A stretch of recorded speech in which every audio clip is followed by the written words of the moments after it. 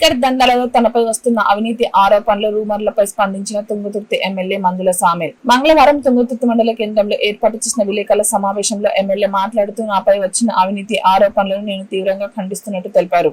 దళిత MLA అయిన నేను నిత్యం ప్రజల కోసం శ్రమిస్తూ వారి అభివృద్ధి కోసం పాటుపడుతున్న నన్ను నాపై పెరుగుతున్న అభిమానాన్ని ప్రజాదరణ ఓర్వలేక అసత్య ఆరోపణలు చేస్తూ నన్ను బ్లాక్ మెయిల్ చేయాలని చూశారని, వీడియో మార్ఫింగ్ చేశారని అన్నారు. నన్ను ప్లాన్ ప్రకారం ఇరికించాలని అనుకున్నారు. గత 40 ఏళ్లుగా నా జీవితమే తుంగతుర్తి నియోజకవర్గ ప్రాంత అభివృద్ధి కోసం మరియు తుంగతుర్తి ప్రజలకు సేవ చేయడమని ఎమ్మెల్యే సామెల్ వివరించారు. వారి మనసులు ఇలా ఒక మందుల సామెల్ అంటోడు నికారసన ఉద్యమకారుణ్ణి ఇలా తుంగతుర్తి ప్రజలు నన్ను దీవించి ఈ విధంగా గెలిపించారు.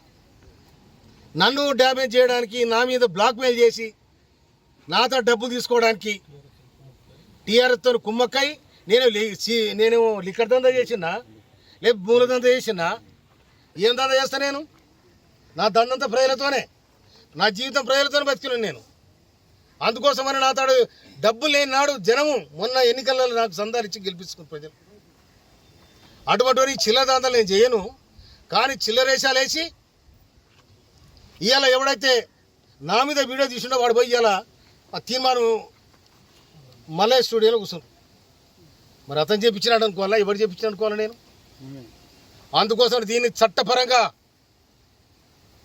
ఇవాళ ఒక దళితుడు, ఒక మాదిగ వ్యక్తి రాష్ట్ర ప్రభుత్వంలో ఉండడం ఇష్టం లేదా? బీసీలు అంటారు, ఎస్సీలు అంటారు, ఎస్టీలు అంటారు, సామాజిక న్యాయం. ఎక్కడ పోయినా సామాజిక న్యాయం ఇదేనా? బ్లాక్ మెయిల్ రాజకీయాల సామాజిక న్యాయం ఇదేనా? ఇది కాదు కదా. సమాజం ఏమనుకోవాలి? దమ్ముంటే తుంగతుర్తి గడ్డ మీదకి రా,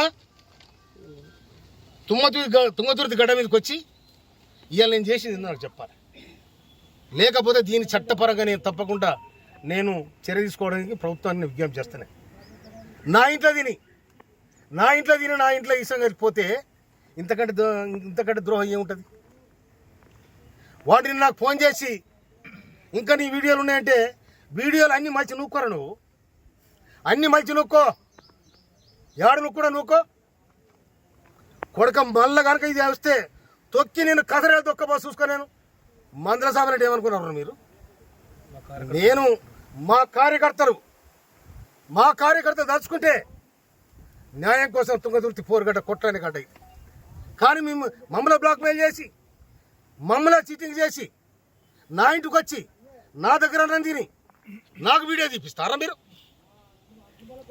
నేను ఇవాళ సమాజంలో ఒక మార్పు రావాలి, గుర్తింపు రావాలి, ఒక సమాజం ఈ విధంగా ఉండాలని ఇవాళ కాంగ్రెస్ ప్రభుత్వం, ఇవాళ రేవంత్ రెడ్డి ప్రభుత్వం మేము విజ్ఞప్తి చేస్తే మాకు ఏబిసిడి వర్గీకరణ చేసింది.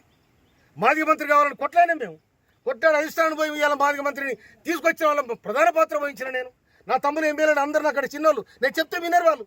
అరే తమ్ముడు, మనము చెదిరిపోతే ఆగమైతే వద్దురా, రాష్ట్ర ప్రభుత్వానికి మనం విజ్ఞప్తి చేస్తే మనకు మంత్రి పదవి వస్తుంది, సామాజికంగా మాదిగలకు కూడా అవకాశం ఉంటుంది అని చెప్పి నా ప్రయత్నం చేసిన.